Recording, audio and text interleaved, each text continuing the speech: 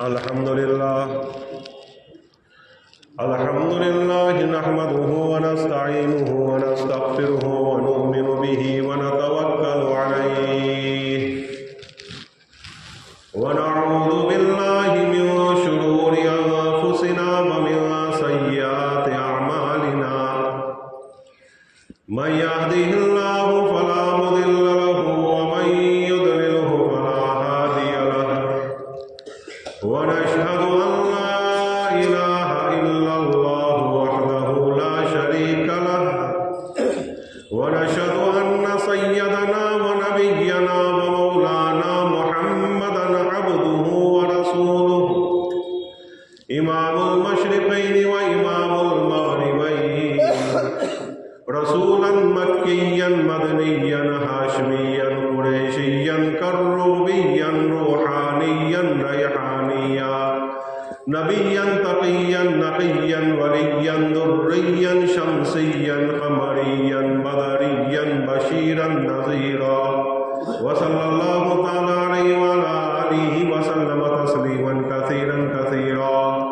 أما بعد فأعوذ بالله من الشيطان الرجيم بسم الله الرحمن الرحيم وأيوب إذ نادى ربه رب أني مسني الضر وأنت أرحم الراحمين۔ حضرت ایوب علیہ السلام نے جب پکارا کہ اے میرے پروردگار مجھے ایک تکلیف چھو گئی ہے اور تو رحم کرنے والوں میں سب سے زیادہ رحم کرنے والا ہے۔ صدق اللہ مولانا العظیم۔ محترم بھائیو، دوستو، بزرگوں، چند ہفتوں سے حضرت ایوب علیہ السلام کا واقعہ آپ کے سامنے عرض کیا جا رہا ہے۔ انشاءاللہ حضرت ایوب علیہ السلام کا واقعہ پورا ہونے جا رہا ہے، اور یہ واقعہ ہم نے اس لیے شروع کیا تھا کہ اس واقعے میں حضرت ایوب علیہ السلام کی سوانح اور سیرت میں ہمارے لیے بہت سارے موجودہ زمانے کے مسائل کا حل ہے۔ اس میں ہمارے لیے بہت ساری بڑی بڑی نصیحتیں ہیں اور زندگی گزارنے کی رہنمائیاں ہیں کہ انسان جب خوشحالی میں ہے تو کیسے زندگی گزارے گا، اور جب انسان کو دکھ پڑتا ہے تو کیسے زندگی گزارے گا، صحت میں کیسے رہے گا اور بیماری میں کیسے رہے گا۔ اور خاص کر کے حضرت لیا جو حضرت ایوب علیہ السلام کی بیوی تھی، ان کا کردار پوری دنیا کے انسانوں کے لیے، دنیائی انسان کے لیے، اور پوری دنیا کے مردوں اور عورتوں کے لیے، اور خاص کر کے ہماری مسلمان عورتوں کے لیے رہنمائیاں ہیں اور بہت بڑا سبق ہے کہ حضرت لیا رضی اللہ تعالی عنہا حضرت ایوب علیہ السلام کی بیوی ہے اور شاہی خاندان سے آئی ہوئی ہے۔ حضرت یوسف علیہ السلام کی بیٹی یا پوتی ہے، نبوت کے خاندان سے آئی ہے، باپ دادا نبی ہے، پردادا نبی ہے، اس سے اوپر حضرت ابراہیم علیہ السلام، حضرت اسحاق علیہ السلام نبی ہے، اس سے اوپر حضرت ابراہیم علیہ السلام نبی ہے۔ یہ سارے نبیوں کے خاندان سے یہ عورت ہے۔ اور پھر حضرت یوسف ان کے باپ یا ان کے دادا سمجھے، کتابوں میں لکھا ہے کہ ان کی پوتی تھی، بعض روایتوں میں لکھا ہے ان کی بیٹی تھی، تو باپ کہیں یا دادا کہیں، دادا بڑے بادشاہوں میں سے ہے اور شاہ مصر کہلاتے ہیں، وہاں سے آئی ہوئی ہے۔ پھر حضرت ایوب علیہ السلام سے شادی ہوئی تو کم و بیش 50 سال تک حضرت لیا رضی اللہ عنہا نے بڑی آسودگی کے ساتھ زندگی گزاری، بڑی آؤ بھگت ہوتی تھی، بڑے استقبال ہوتے تھے اور بہت حشم و ختم ہوا کرتے تھے، اور کھانے پینے کی فراوانی، رہنے کی فراوانی، ہر چیز کی فراوانی اللہ تعالیٰ نے ان کو نصیب کر فرمائی تھی۔ ناز و نعم میں پلی ہوئی عورت تھی، لیکن ایک طرف 70 سال کے بعد حضرت ایوب علیہ السلام کو بیماری لگتی ہے تو یہ ایسا نہیں سوچا اس عورت نے، ہماری عورتوں کو اس عورت سے سبق لینا چاہیے۔ ہماری عورتوں کو، مسلمان خاص کر کے مسلمان عورتوں کو حضرت لیا हमारी तमाम मुसलमान औरतों का किरदार हजरत नैया अलैहिस्सलाम, हजरत नैया रज़ियल्लाहु अन्हा का तरह होना चाहिए। हजरत अय्यूब को छोड़ा नहीं, सब छोड़ गए हजरत अय्यूब को, अपने भी छोड़ गए, पढ़ाई भी छोड़ गए, रिश्तेदार छोड़ गए, गहरे रिश्तेदार छोड़ गए, और फिर मोहल्ले वालों ने भी कहा कि दूर दराज इनको ले जाओ, बयाबान में ले जाओ। हजरत नैया वहां ले गई, और फिर खाने पीने का कुछ नहीं था तो बर्तन मांजती थी, घर का काम काज करती थी, लोगों के घरों में काम करती थी, रोटी मिलती थी लेकर आती थी, और अपने शौहर को खिलाती थी और दवा दारू करती थी। हजरत अय्यूब अलैहिस्सलाम खड़े भी नहीं हुआ जाता था उनसे, हजरत अय्यूब अलैहिस्सलाम खड़े नहीं हो सकते थे।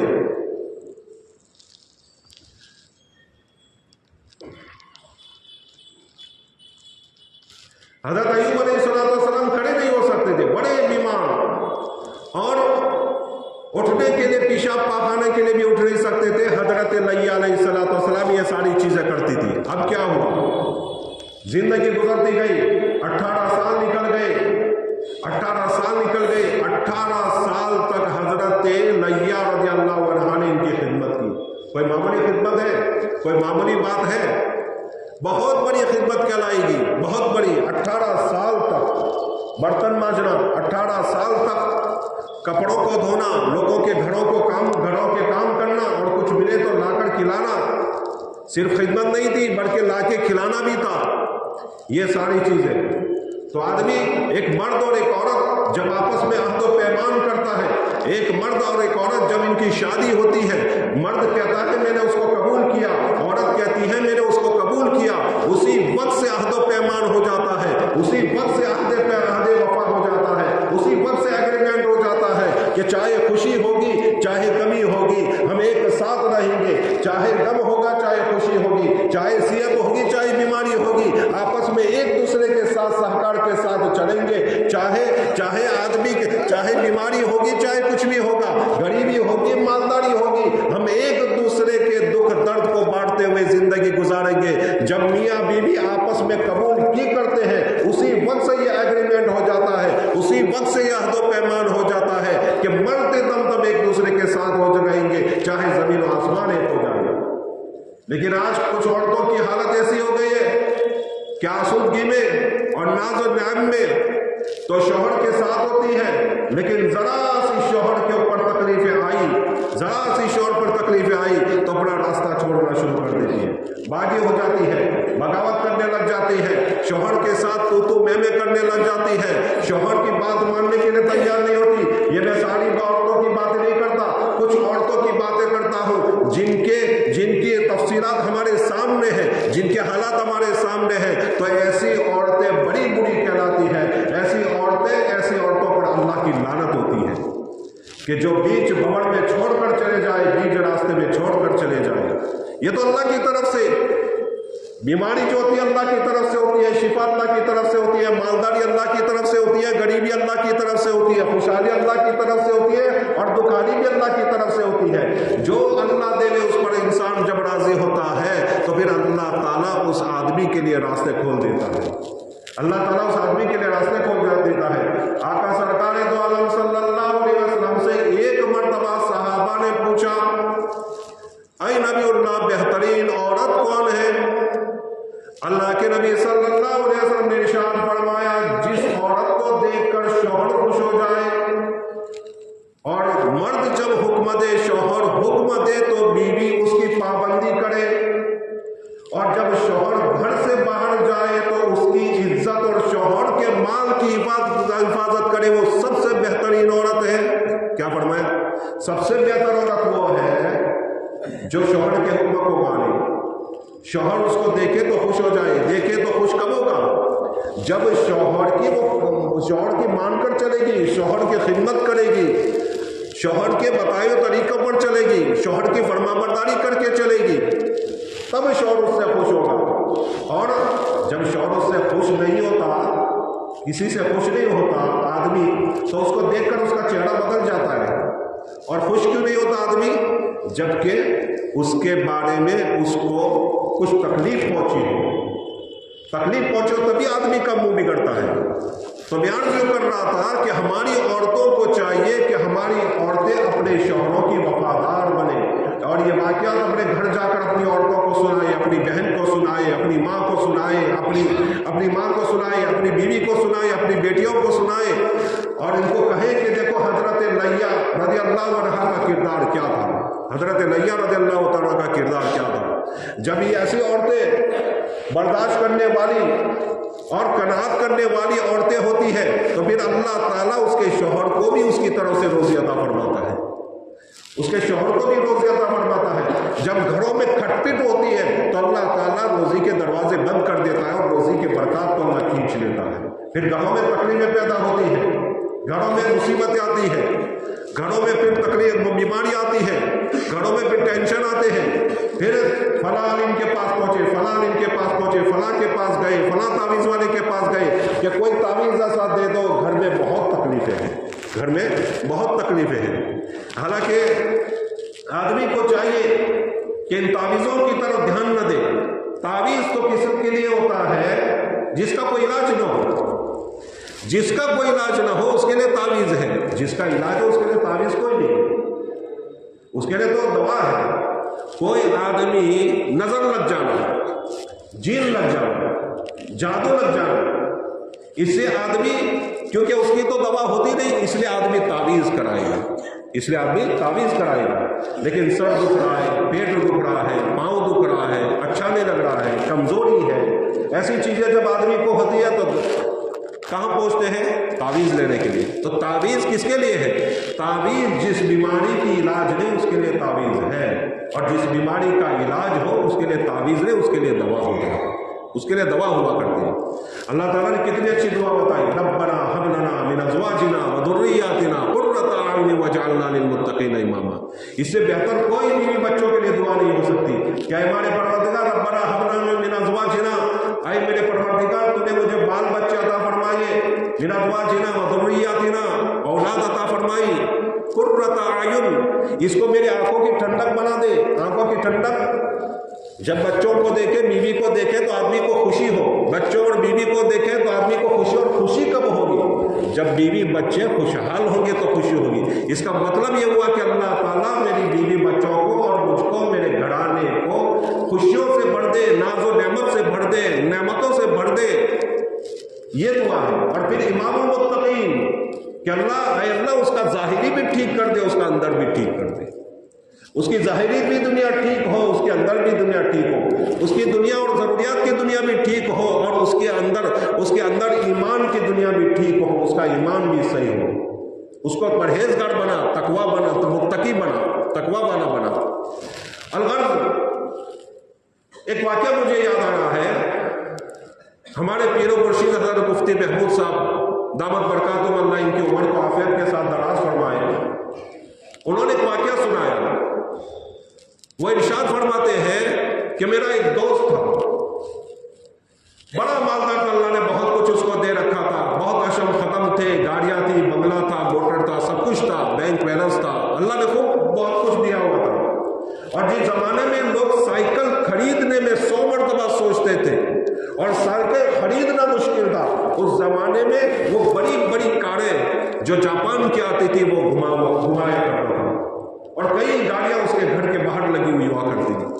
لیکن وقت کا پہیہ گھما، وَتِلْكَ الْأَيَّامُ نُدَاوِلُهَا بَيْنَ النَّاسِ، دین عدالتیں بدلتے رہتے ہیں، لوگوں کے درمیان دین عدالتیں بدلتے رہتے ہیں، ہر وقت اپنا نہیں ہوتا، ہر وقت ایک جیسا نہیں ہوتا، حالات بنتے رہتے ہیں، کبھی کچھ، کبھی خوشی کا ماحول ہے اور کبھی دکھ کا ماحول پیدا ہو جاتا ہے، کبھی مالداری ہے، کبھی غریبی ہے۔ تو قرآن کہتا ہے وَتِلْكَ الْأَيَّامُ نُدَاوِلُهَا بَيْنَ النَّاسِ، لوگوں کے اوپر دین عدالتیں بدلتے رہتے ہیں۔ اللہ تعالیٰ سے ہمیں حفاظت مانگنی چاہیے کہ اے اللہ خوشحالی دینے کے بعد دکھانی سے حفاظت فرما، اے اللہ عزت دینے کے بعد ذلت سے حفاظت فرما، اے اللہ صحت دینے کے بعد بیماری سے حفاظت فرما۔ یہ ساری دعائیں ہمیں کرنی چاہیے۔ بڑا سنگین معاملہ ہوتا ہے جب آدمی کنگال ہو جاتا ہے، بڑی بھیانک دین ہوتے ہیں، بڑے خطرناک دین ہوتے ہیں، نہ اس کی رات کٹتی ہے نہ اس کا دین کٹتا ہے، بڑے سنگین حالات ہوتے ہیں۔ جب آدمی خوشحالی سے، ناز و نعم سے نکل کر جب غریبی کے بستر پر آ جاتا ہے اور غریبی کے بچھونے پر جب بیٹھ جاتا ہے تو آدمی بڑے سنگین حالات میں پھنس جاتا ہے۔ ہم سب کو اللہ تعالیٰ سے روزانہ دعا کرنی چاہیے، اے اللہ عافیت نصیب فرما، اے اللہ عافیت نصیب فرما، اے اللہ عافیت نصیب فرما۔ عافیت سے بڑی کوئی دعا نہیں ہے۔ اللہ کے نبی صلی اللہ علیہ وسلم نے فرمایا کہ جب تم مسجد میں آؤ، اذان کے بعد سے لے کر جب تک تکبیر نہ کہی جائے تو تم دعا کیا کرو۔ صحابہ نے پوچھا اے نبی اللہ کیا مانگے؟ اللہ کے نبی نے فرمایا عافیت مانگا کرو۔ کیا کہا؟ عافیت مانگا کرو۔ تو ہمیں بھی دعا کرنی چاہیے، بزرگان نے اللہ کے نبی کی دعا لینی چاہیے، اللہ کے نبی صلی اللہ علیہ وسلم کی دعا لینی چاہیے۔ بھائی ہم جاتے ہیں بہت دور دور تک، مولانا ابراہیم صاحب نے فرمایا تھا نا، مولانا ابراہیم صاحب دیولا دامت برکاتہم، اللہ ان کی عمر کو دراز فرمائے، اللہ ان کو صحت کاملہ نصیب فرمائے۔ انہوں نے فرمایا تھا کہ تم بڑے بڑے اولیاء کے پاس، بزرگوں کے پاس، علماء کے پاس، مفتیان کرام کے پاس جاتے ہو، ہمارے لیے دعا کرو، ہمارے لیے دعا کرو۔ اللہ کے نبی تمہارے لیے دعا کرنے کے لیے تیار ہے۔ اللہ کے نبی سے دعا کرا، اللہ کے نبی سے کیسے دعا کرانی ہے؟ اللہ کے نبی سے کیسے دعا کرانی ہے؟ تو اللہ کے نبی صلی اللہ علیہ وسلم نے فرمایا جو عصر کی نماز سے پہلے اے اللہ 4 رکعت نماز پڑھے اس کو خوشحال فرما دے، جو 4 رکعت نماز پڑھے اس کی تکلیفوں کو دور فرما دے۔ تو اللہ کے نبی کی دعا ہے، اللہ کے نبی کی دعا لو، عصر کی نماز سے پہلے آ جاؤ، 4 رکعت نماز پڑھو، روزانہ اللہ کے نبی صلی اللہ علیہ وسلم کی دعا ہمیں ملتی رہے گی۔ کتنی بڑی بات ہے، لیکن اس کی طرف ہمارا دھیان ہی نہیں ہوتا۔ ہم نے کبھی فضائل سنے ہی نہیں، فضائل سننے کی کوشش ہی نہیں کی، فضائل پر عمل کرنے کی کوشش ہی نہیں کی، تو ہمیں یہ چیزیں معلوم ہی نہیں ہوتی۔ حضرت ہمیں بھی معلوم نہیں تھا، حضرت نے جب یہ بیان فرمایا تب سے ہم تو پہلے گھر سے ہی ہم تو وضو کرتے ہیں، اذان سے پہلے وضو ہمارا ہو جاتا ہے۔ میں اپنی بات کبھی بھی بیان نہیں کرتا، یہ باتوں میں بات نکل گئی تو میں آپ کو عرض کر رہا ہوں، ابھی تک اتنے سالوں سے میں بیان کر رہا ہوں، اپنی بات میں کبھی نہیں کہتا، لیکن ایک بات درمیان میں آ گئی، میں عرض کر دوں کہ اذان سے پہلے ہمارا وضو ہو جاتا ہے، پھر نماز پڑھ لیتے ہیں، 4 رکعت سنت غیر موقعہ پڑھ لیتے ہیں، اس کے بعد جو ہمیں پڑھنا ہوتا ہے پڑھتے ہیں اور پھر یہاں آ جاتے ہیں۔ تو الغرض میں آپ کو یہ عرض کرتا ہوں کہ ہم کو جلدی مسجد میں آ جانا چاہیے، وضو کریں، وضو کرنے کے بعد ہم 4 رکعت نماز پڑھیں، اللہ کے نبی صلی اللہ علیہ وسلم کی دعا لگے گی، اور ہم بھی دعا کریں، ہماری دعا اللہ کے نبی صلی اللہ علیہ وسلم کی دعا لگ جائے گی تو ہماری دین بھی آباد ہو جائے گا، دنیا بھی آباد ہو جائے گی اور آخرت بھی آباد ہو جائے گی۔ کتنی بڑی بات ہے۔ الغرض میں آپ سے یہ عرض کر رہا تھا کہ حضرت نے فرمایا میرا دوست تھا، اللہ نے بہت کچھ دے رکھا تھا، جس زمانے میں لوگ سائیکل لے نہیں سکتے تھے، اس زمانے میں بڑی بڑی کاروں میں گھومتا تھا۔ وقت کا پہیہ گھما، حالات بگڑے، غریبی میں چلا گیا اور سب کچھ ختم ہو گیا، سب کچھ ختم ہو گیا، سب کچھ ختم ہو گیا اس کا، نہ کچھ رہا، نہ مال رہی، نہ دولت رہی، نہ بنگلہ رہا، کچھ بھی نہیں رہا، سب کچھ اس کا ختم، اور قرضے کے اندر سب کچھ ڈوب گیا۔ اب آگے کیا ہوا؟ اس آدمی نے ہمت نہیں آئی، اس آدمی نے سائیکل لی، سائیکل کے اوپر کلفی، کوالٹی جو کہتے ہیں نا، کوالٹی کا ڈبہ اس کی بیوی بنا دیتی تھی اور وہ لے کر جاتا تھا اور مدرسوں کے باہر اور اسکول کے باہر کھڑے ہو کر کوالٹی بیچتا تھا۔ اتنا مالدار آدمی، لیکن جب حالات بگڑے تو اللہ تعالیٰ نے یہ کرنے پر مجبور کر دیا کہ اسکول اور مدرسوں کے باہر کوالٹی بیچتا تھا اور اپنا گزران چلاتا تھا۔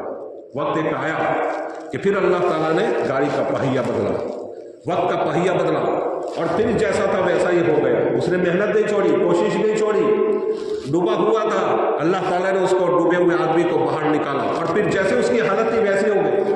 لیکن ہمارے پیر و مرشد مفتی محمود صاحب دامت برکاتہم فرماتے ہیں، ایک مرتبہ میرے پاس آیا اور باتوں باتوں میں کہنے لگا کہ حضرت میری بیوی کو اللہ جزائے خیر دے۔ کیا کہا؟ میری بیوی کو اللہ جزائے خیر دے۔ پوچھا کیوں؟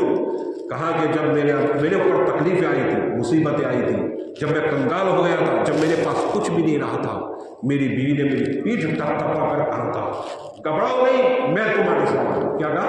میری بیوی نے پیٹھ تھپ تھپا کر کہا تھا گھبراؤ نہیں، میں تمہارے ساتھ ہوں، اللہ راستہ کھولے گا، اللہ راستہ کھولے گا۔ بیچاری کلفیاں بناتی تھی، میں بیچتی تھی، میں کوششیں کرتا تھا، محنتیں کرتا تھا، اور اس عورت نے مجھے چھوڑا نہیں۔